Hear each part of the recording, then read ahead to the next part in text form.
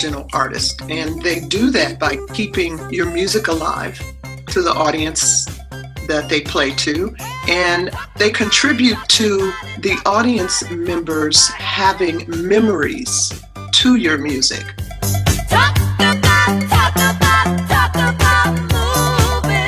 A lot of cover bands do special occasions, weddings, birthday parties, anniversaries, and when they play your music, it's connected to an additional memory.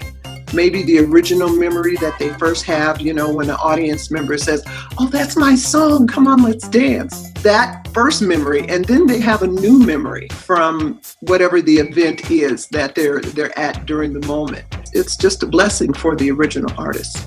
Absolutely.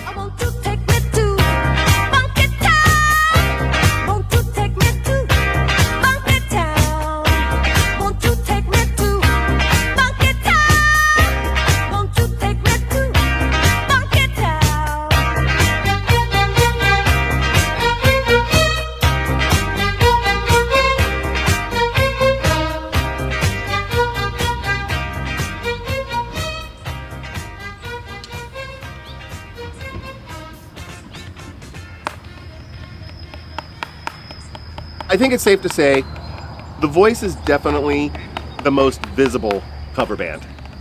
I wouldn't say that the coaches have necessarily surprised me.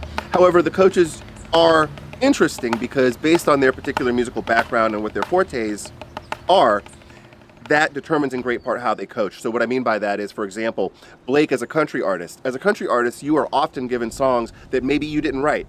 And you have to figure out, okay, I didn't write this story, but how do I connect with something in this story to present it the right way?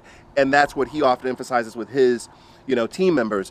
With someone like Jennifer Hudson, who has every amount of vocal acrobatism, if that's a word, she coaches in the way that she can actually give those things to contestants. She can say, "Hey, you see here, maybe you could try this," and she'll give some amazing run. That was my version of an amazing run. Or you've got a coach like Pharrell, who's known primarily as a producer. And so he deals much more with the psychology and helping his contestants and his team members get in the right headspace to deliver their strongest performance. So those are just a few, but that's been my primary observation, is that based on that particular coach's career, that's what they bring to their team members.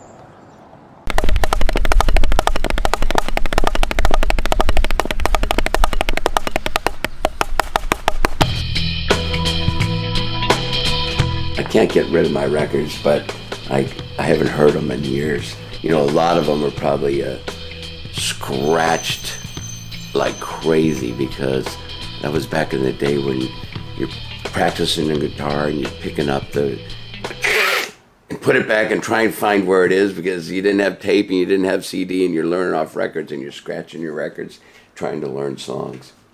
It was beautiful though. When there wasn't tab and there wasn't the internet, you had to train your own ear to figure out that stuff, and you made you a better musician.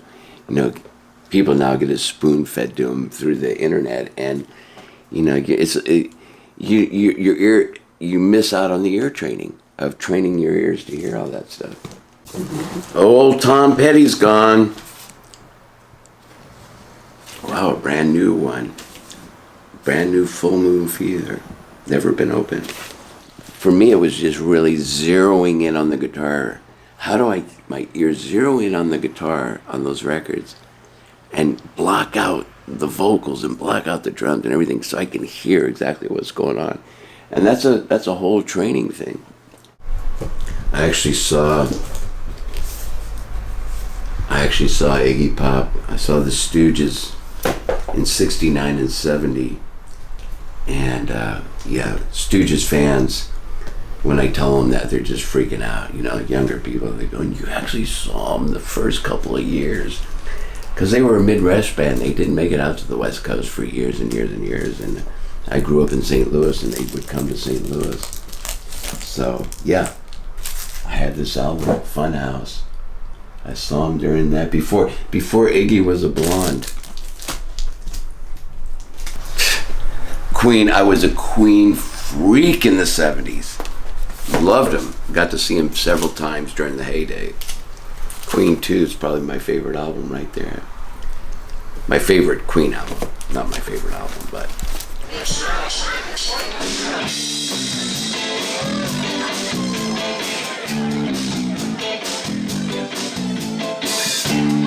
Come on, Rams.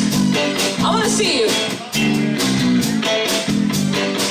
She's a very kinky girl, the kind you won't bring home to mother. She will never let your spirits down. Once you get her off the street, oh girl, she likes the boys in the band. Oh my gosh, okay, the craziest thing I've seen, you were there, was, although, I don't know, it depends on, like, there's a spectrum for craziness, right? But the thing that jumps out right away is gonna be at the Lighthouse. There was this couple, like, in their 60s who were, like, full body dirty dancing, like, and like, in the middle of the dance floor, right in the front of the stage. Like, I mean, they were, like, you know, hammered, and, like, in the golden age.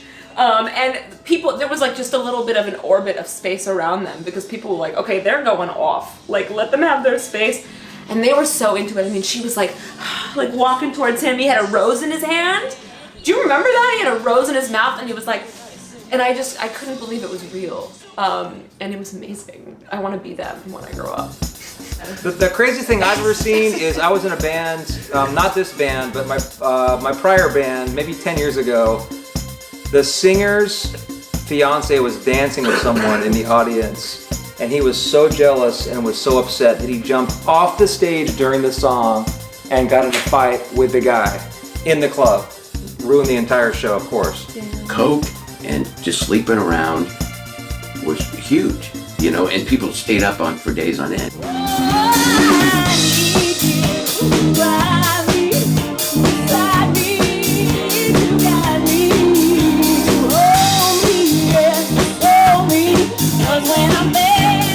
Craziest thing that I've seen, doing a 4th of July festival and this gentleman jumping up on stage and grabbing us and sort of just saying, hey, I gotta do this.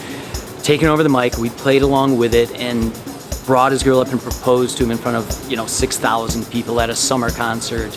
And that, again, it was just so completely unexpected that it just kind of blew us away. You know, we all just took a step back and said, okay, this is part of what we do. So. Craziest thing? We see a lot of grandmothers dancing out there at 80 and 90 years old. That's kind of the fun of doing a tribute band too, is that the music's really multi-generational. It appeals to a lot of ages, grandmothers to, you know, soccer moms to even the kids now too. So a lot of the music that we're playing is definitely, I think, a resurgence from that golden age of pop music that everybody's covering now. I guess it's more of the moments of the hecklers. That's crazy to me because, you know, we're out there performing for people. Sometimes they're chilling, sometimes they're clapping, sometimes they're not. But like once in a while, we'll get some drunk people and they'll come up to you and they're like, sing right here on the microphone with you and their breath is just kicking. And, oh my gosh, it's like a pet peeve of mine, having drunks singing right next to me on my mic. But I try to be patient because this is Disney. So as much as possible, just try to be friendly and try to kick them off in a nice way. But can't help it sometimes. But the cool thing about playing in bars is I feel like not everyone's paying attention 100% of the time. So you kind of can hone in on your craft or practice things or maybe play a song that you're going to play in a really big stage. But hey, let's run it here at the bar because half these people are probably drunk anyways and won't notice any mistakes.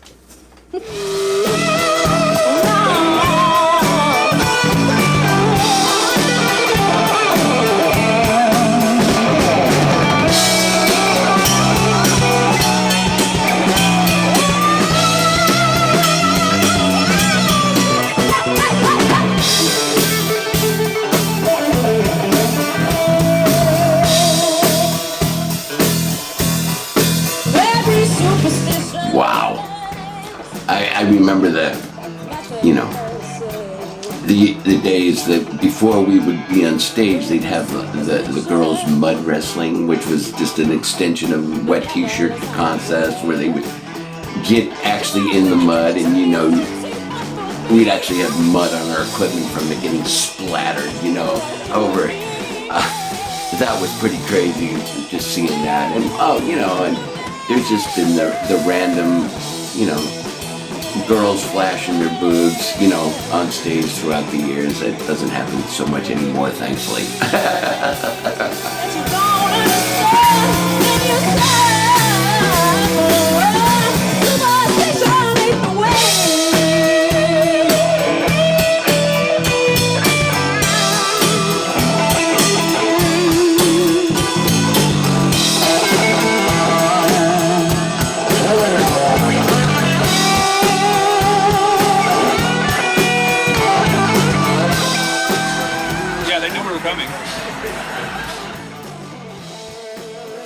I think my favorite song to play is probably Girls Just Want to Have Fun, because I'm the only girl in the band. And I don't know, it's really fun, and all the girls get up and dance, and you feel like everybody else in the room wants to have fun with you.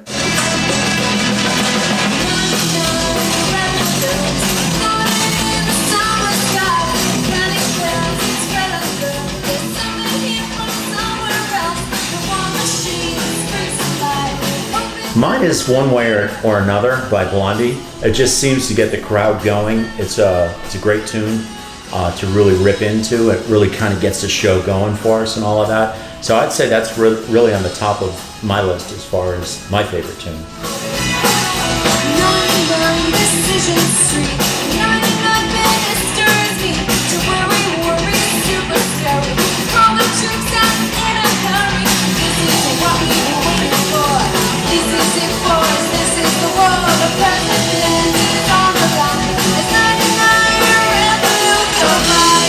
So I have two favorite songs that I love to play, both for very different reasons. I love to play Hard Place by Her. It's one of those songs that I wish I had written because it's so good. And the other song is Just the Two of Us by Bill Withers. And I think I just love the way it's so open, so you can do a lot with it, whether it's me vocally doing it or the rest of the band opening up for solos. I love the feel and the groove.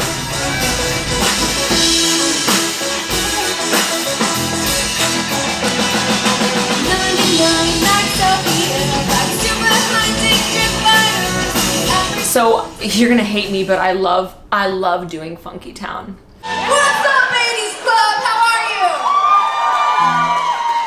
All right, we are Chick Licks. I think it's this one moment in the set where I get to have a lot of fun with characters because I do the robot voice. How to make a move to a, you know what I mean? And then I go into the, you know, like right away, and I just like, when you're doing covers, right, and you're trying to emulate the style that people love so much, that make those songs iconic, a song like that, where you're playing with several different voices in the same song, for me as a singer, is just like a ton of fun. So that's probably my number one. Cover bands playing my music is an ultimate compliment.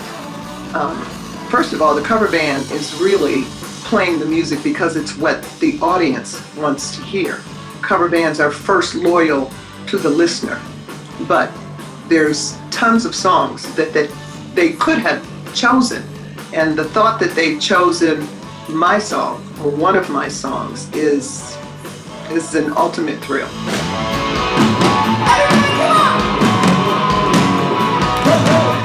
You know, honestly, probably The Metro by Berlin. Crazy Love. So that's one of my favorite ones to sing.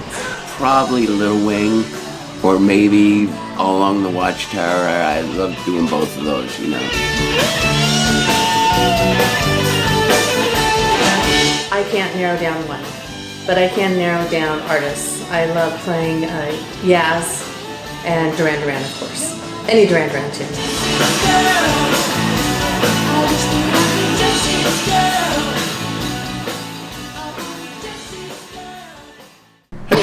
Oh, oh, oh, oh, oh, out like a river that shut your mouth, baby, singing in the liver, holy hands only make me sit there like a river, like a river, shut your mouth and rub me like a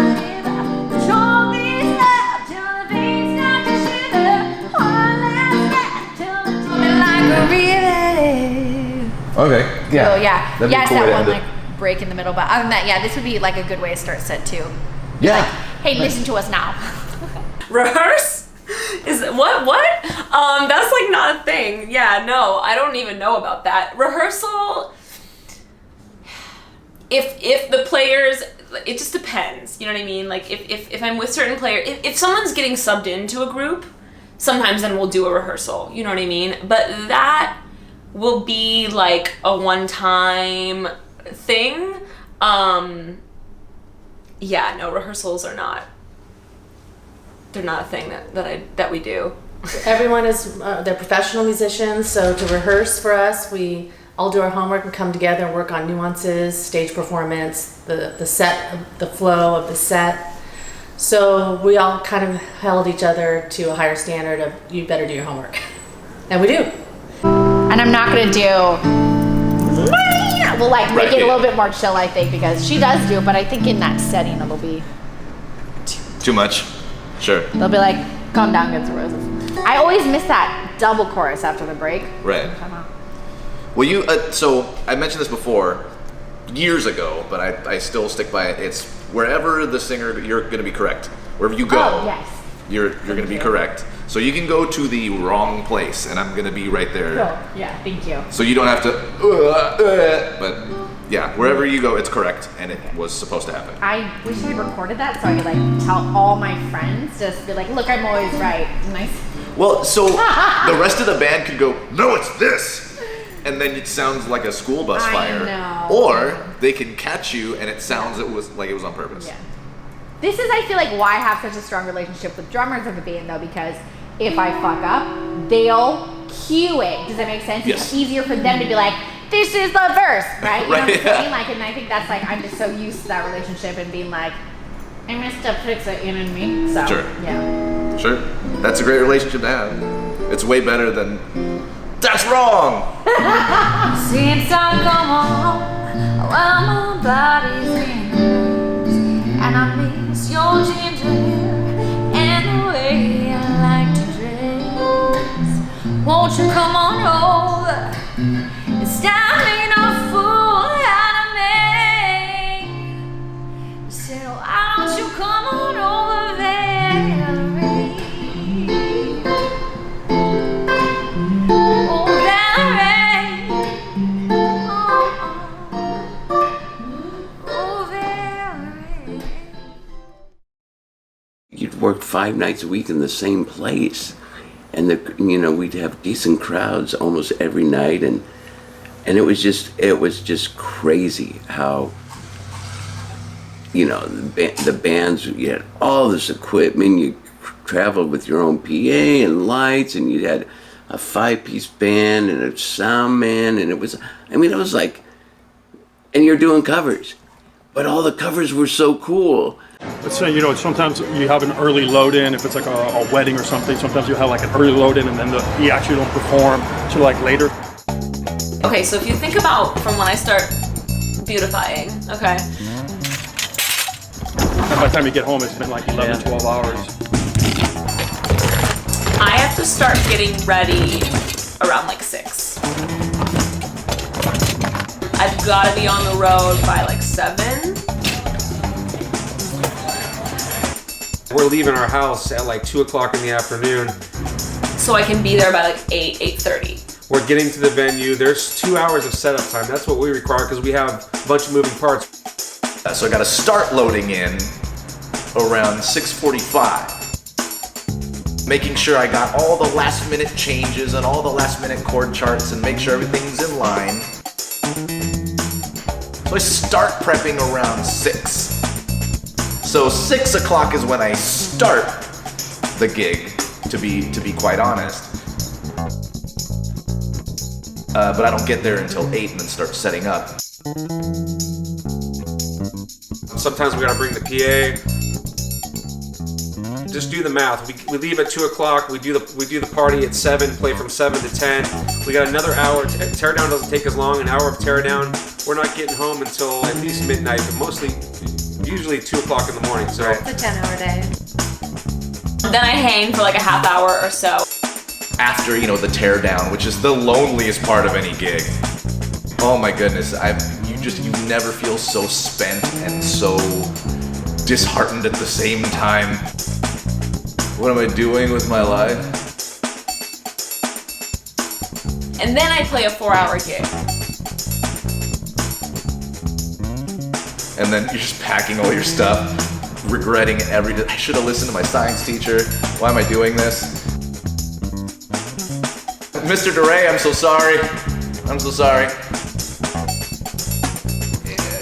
I got a friend who says, you know, we must really love music a lot. Like, you've really got to love music a lot, because at the end of the day, you go through all those things, you do those things, you deal with club owners that don't want to pay you, or you deal with traveling in a van, or you deal with all those sorts of things just to get on stage and, in my case, play drums, or, you know, he's a bass player, so in his case, play bass or shake your booty for 45 minutes, for 60 minutes, you know. We deal with all that other stuff, and I think the reason why we do that, let me speak for myself. I mean, the reason why I have done that is because there is truly a passion. So when I think about the hardships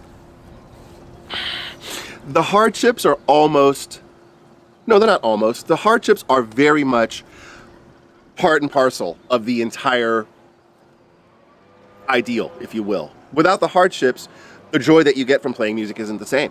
If it was easy, everyone would do it. And the fact that it's not easy makes it all the more rewarding when you're actually able to. So the hardships are just a part of the journey. That's been, you know, that's one of the sacrifices of being a musician. Yeah, you miss a lot of Saturday weddings and all those kind of things. So, you know, it's really hard on a relationship when you got to miss all that stuff. That was really rough to miss, not just family, but friends too, and, you know, weddings and babies being born and celebrations. I've been away from my family for about 16 years right now. Every immigrant's dream is to bring their kids here and do better than they did. But I did get really tired of being away from home for as long as I was. I did a year straight, and so that was really rough. I lived on a small island for a long time, you know, all the way up to high school, and I was literally an island boy, climbing the coconut trees, making fire.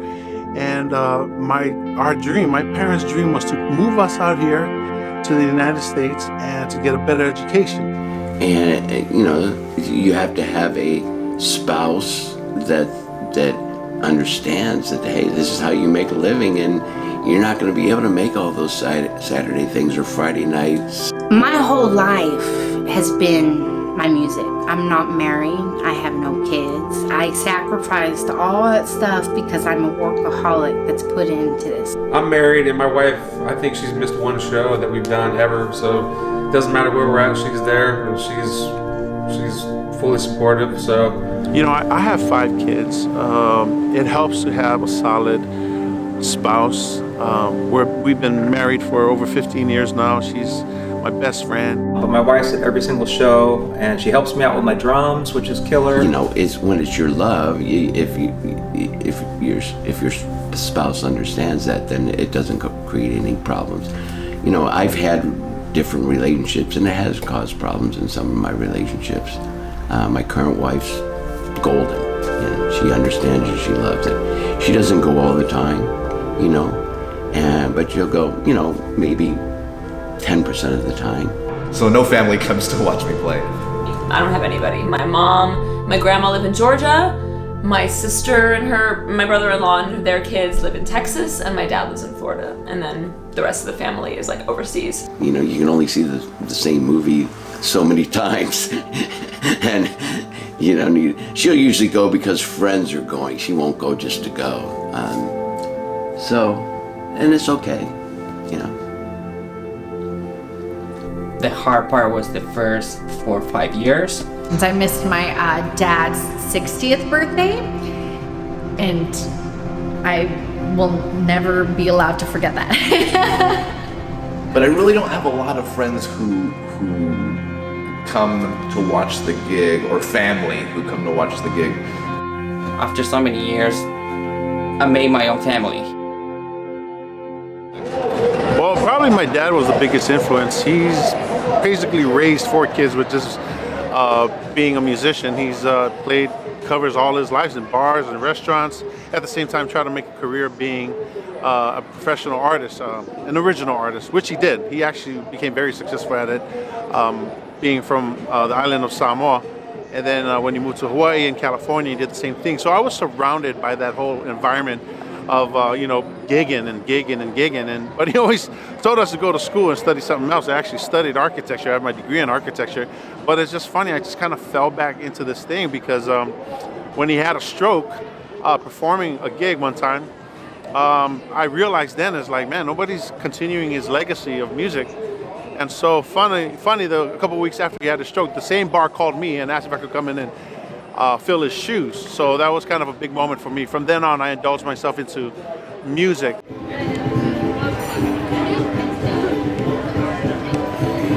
We play right underneath the tree over there. We set up tools right next to the tiki torches.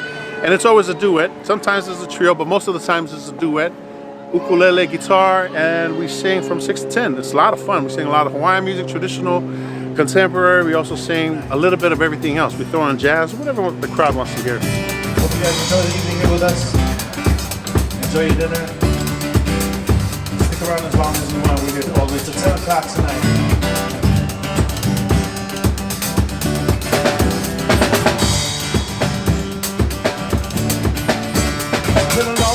I was gonna quit music about a year ago. I was done. I just couldn't do it. It's so much work, and it's not always rewarding. There's a lot of rejection. So I definitely sat down last year and was like, I'm finished doing it. Sometimes I wake up and nothing worked that day. My guitar tone sucks, my playing sucks, musicians can't do the gigs and so forth. So you want to quit. Definitely thought about stopping playing, and the reason is because your friends and family, especially friends, aren't going to come to every show. They want to support you right away because they're like, oh my gosh, you're in a band, that's so awesome. And then after 3-4 years, they're like, okay, yeah, you're just in a band. And so not everybody's coming to all the shows. And so a lot of times I'll be hanging out with friends and then I have to leave the situation of hanging out with them to go play at a show that no one's going to come to. I have never wanted to stop playing music. Never. No, not at all. It's just, it's part of me. It's just a God-given gift to be a musician. And then I booked a really cool gig. Finding a group where you have no drama, when you're on stage it just feels good. Even if it's just for an hour, like nothing really beats that. And all that 8 hours of work you put in really is worth it at the end of the day. And I think it was in that moment that I was like, I just got my second win, and since then I haven't stopped. I think I'm gonna be 102 and still play guitar. If you don't get a little jaded from the struggle of trying to make it in music, you maybe haven't gone through it yet or didn't go the right way. I don't know. Me without music is not a person that you want to be around.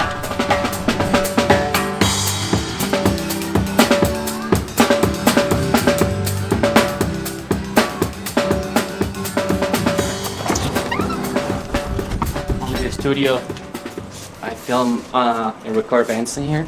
I get my small recording studio here. I can give you lights if you want. Oh shoot, I've been working in this for the past 40 years. I mean, it's a work in progress, but I have thousands of dollars probably in here. And but you do something because you like it, not because the money. Yeah.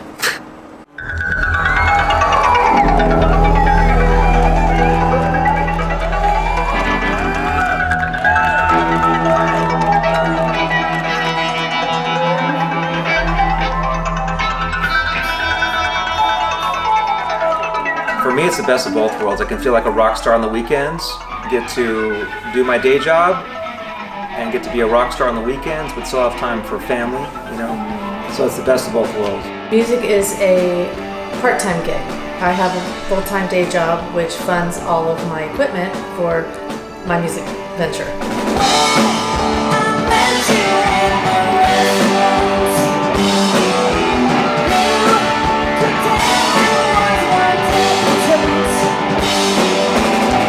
Yes, playing music is full-time because my day job is teaching voice lessons. So I also play music there. Yeah, oh yeah. It has been since 1978. The only other thing I've done is I had a couple of years where I worked in a music store along with it, doing sales. I really didn't like it, so that's why it only lasted a couple of years. Playing music is a full-time gig. I do have extra stuff. I mean, it seems like these days you gotta have at least 4 or 5 jobs just to keep the lights on. Playing music is not my full-time gig. Music in general is. I teach private lessons as well. It's a full-time gig because when you're not gigging, so much work goes into learning the tune. And no one's gonna see that. No one at the restaurant is interested in how long it took me to get this thing, whatever this sweet tap or whatever. They're not interested in that. They just want to see it happen and go, that guy's really good, or that guy's terrible, or this band's awesome, let's dance. It is, yeah. It's been a full-time job for 20 plus years now. Day job, 2 day jobs actually. I build guitars for a living, and I also work a 9-to-5 desk job.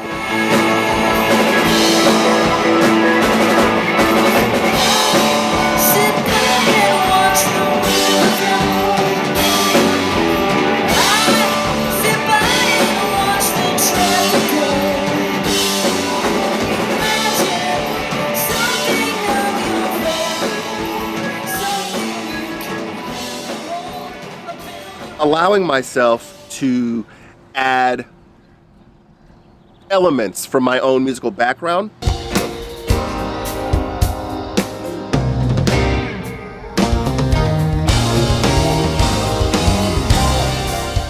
and sort of not cutting that off helps me to get out a certain amount of my own creativity.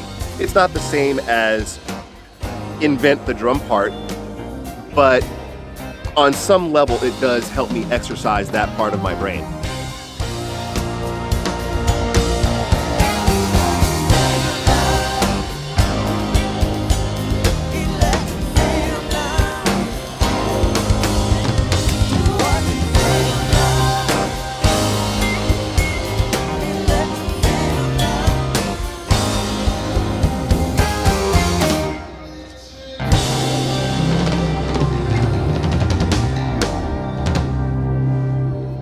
There's no new stuff that you can create. You know what the kids are listening, all this rap and hip, the stuff that's got all programmed music and, I mean, I could not believe it the first time I went to the observatory, which was as a music venue in the big room, and there's a DJ on stage and people are out in the audience, and he's just doing stuff and spinning stuff, and it was like the old style concert. I was just going, no way, this isn't happening. On every single song, I'm stylizing to sound similar, if not sometimes like a full nod to the vocalist that is, does the original recording. Typically, I like to stick to exactly what's happening on the original recording. I mean, we keep it pretty true to the original. We're very strict to the artist because the tune is so good. Don't change it. Covers, it depends on the situation, on how I play it. If it is a live band situation, we do try to replicate the original. But some of the songs we're playing are iconic. So you come to a solo like we do Journey, Don't Stop Believin'. We need that guitar part to be right on, because people recognize every single song. 9 times out of 10, we play it as true to form as we can. For example, let's talk about music it can be broken down into 3 different things: harmony, melody, and rhythm. And then under that, you have instrumentation and song form. When you tweak one of those things, you end up making that song yours in a sense. How close our version of a song is to the original can vary. And it varies dependent upon a lot of things. Sometimes it can vary as much as we completely flip the song entirely on its head and we take a heavy metal power ballad and turn it into a reggae song. If it is a smaller group, we try to make it our own. I think that if you're gonna do a cover, you should do it good. I don't think I ever played a song the way it is. I'm not a good copycat. I can play, but I cannot play like someone else. I try, but I just can't. Or it could just be, oh, this song sounds a little bit dated, do you mind taking out the synths and adding acoustic piano or adding an organ or updating the sound? It can be as much or as little as either one of those. Then, once because you know how songs of that era, they all go on for about, 3 to 5 choruses more than they need to. So at the end there, when it's like rolling and it's, for the 10th time, then that's when I start to like flex a little bit, and then I can have a little bit of fun and add some because it just gets to be a little repetitive, Once you put a song out into the atmosphere, you don't own it anymore. It's everybody else's to interpret and play. So there's that. And then even with me, when I'm saying, well, I'm gonna make this song my own and change it. Well, as soon as I play it, then again, it's not my own anymore. So what can you do?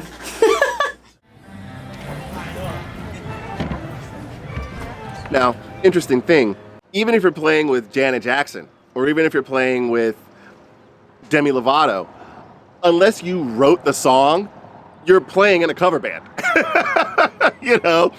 the way that I look at it, And at the end of the day, I just enjoy playing music, and playing in a cover band or playing on, The Voice gives me the opportunity to play, yes, other people's songs, but those other people's songs also happen to be a whole host of playlists from the greatest songs ever written. So I actually consider myself very lucky to be able to do that. Now you go see a cover band, they're still playing that music from back then. There's nothing new that's come to replace that. Just another day at the office. So we got that shrinking, Beverly Hills, everything will be alright. Some of it shows time is left. That's what makes your mind be. Cause in this life, things so much harder than in the afterworld. This life, I love to play cover music because when you are in those situations, I feel like you're creating an experience. A lot of times at these gigs, people are coming to celebrate something. Why do I play covers instead of original? I do play a lot of original, but bars typically don't want to hear my originals. Whether it's a holiday party or a bachelor party, bachelorette party, birthday, people are out to have an experience. They want to hear Jackson Browne tunes that everybody knows because they can sing along, they know the song. For a lot of them, it takes them back to high school, college, their wedding, or what have you. None of my songs do that. Just bringing people joy and bringing people a sense of nostalgia that they, grew up in the 80s or the 90s. They're like, oh my God, this song. And you're like, yes, you just like have this connection with this person you don't even know. An experience, and I think when you do cover music, people know the songs, they're excited to sing along, they dance. Best part about playing a cover band is someone else already wrote the songs, man.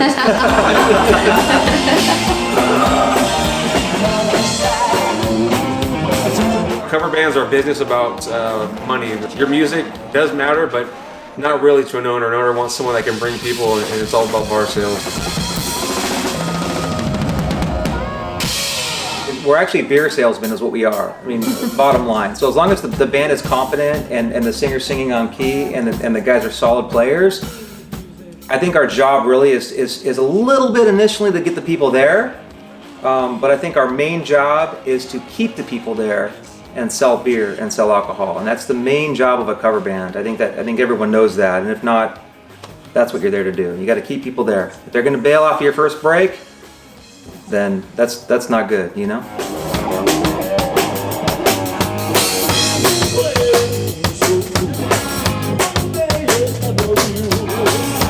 I love seeing little kids dance and react to my music, especially little girls, because I was one once. The best part about playing cover bands is everyone knows the tunes, and when they sing along, it's magic. It's magic. I've literally just stopped singing and just put the mic out, and I can hear them, and I thought it is just, the feeling is amazing.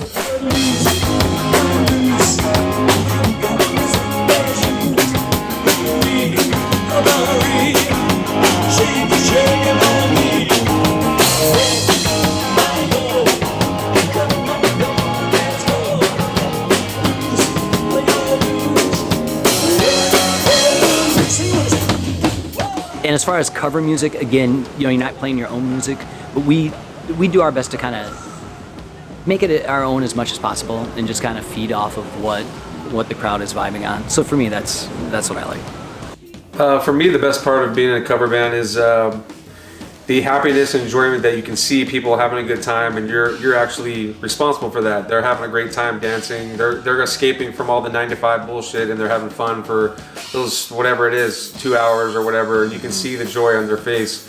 And then of course all the free alcohol that we get when we play at the clubs. I do like playing covers because it makes people, feel good. And I think that's the bottom line. What band t-shirt did I not wear? I was a total music junkie. I hung out in the record stores all the time, went to live shows all the time. From Austin, Texas, live music capital of the world. So it was like your rate of coolness slots back home depended on what was on your t-shirt. I had everything from Bob Dylan to Smashing Pumpkins to Snoop Dogg to John Scofield. But my favorites were anything P-Funk because they were like the most obscure. I had some real psychedelic Allman Brothers shirts. And I had this one Miles Davis shirt where he was like this. So if I woke up really cranky in the morning, I'd wear that so I'd hope people would just leave me alone. Well, the ultimate goal is to definitely be on the big stage, to be on the big screen, to get your music picked up by movies, to open up for big artists, and to be a big artist yourself. We all have our different callings. Me, like I said, I grew up in record stores, going to concerts.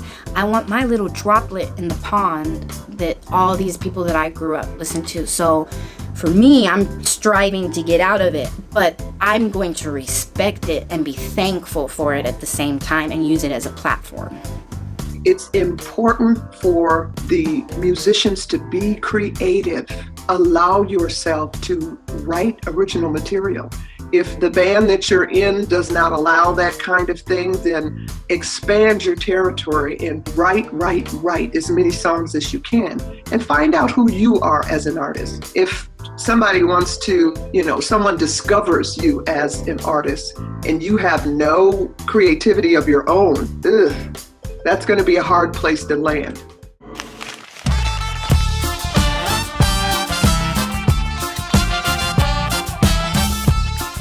My original music that I'm making today, it's the same thing. I'm trying to tap into this Americana sound, bringing in the Latino sound. As an individual, how do I stand out from the other guys? And I realized I need to basically express myself culturally. ¿Qué es lo que te llama la atención? Lo que te importa a ti, lo que te importa más.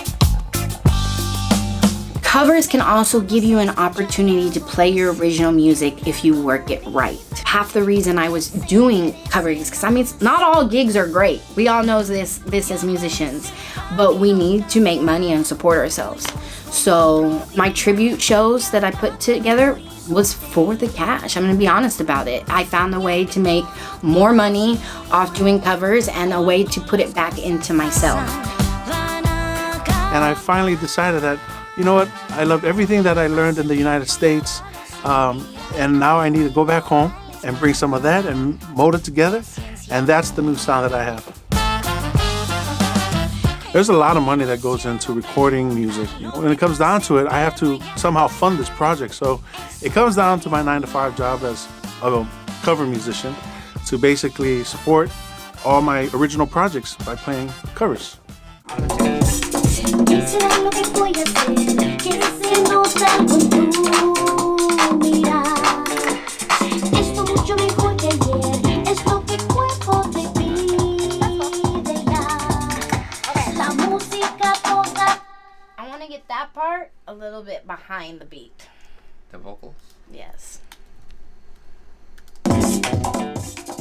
There's constant shutdowns in the music industry. As for labels, it's been both ways. For example, I had a label that didn't want to work with me. I wasn't young enough, and my social media game wasn't high enough. I don't think I've ever been directly turned down by a record label, but I'm assuming they probably did it in a nice way, or maybe because they haven't returned my phone call or something like that. But when it comes down to original music and trying to get into concert venues, you need to have a following. So social media is very important. Definitely, I would love to get picked up by a label that would distribute, of course, because I'm doing all this stuff right now. Lots of people in this situation like me actually just created my own label so that I could publish and produce the stuff. Now, if it gets redistributed under another label, awesome. I feel like I'm finally on that path. You know, I've picked up a management company. They're talking about rebranding, repositioning myself in the market, focusing on a specific market that is working so far. And it's also a market that's viable on the big stage.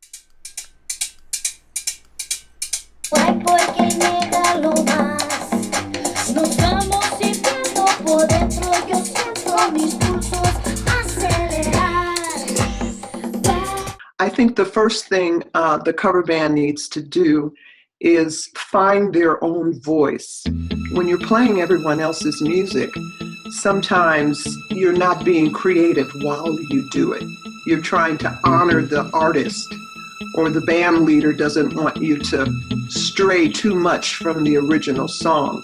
But the cover band needs to find ways to keep it interesting for them. I remember doing weddings and all kinds of gigs, and I said, if I have to do that song one more time, you know, so you need to repurpose some of the music. I understand playing a song as it's written, but once you've gone through that song, it's time to be creative with it. Fool with the tempo, fool with the melody, fool around with the rhythms, so that you are finding your own individual voice.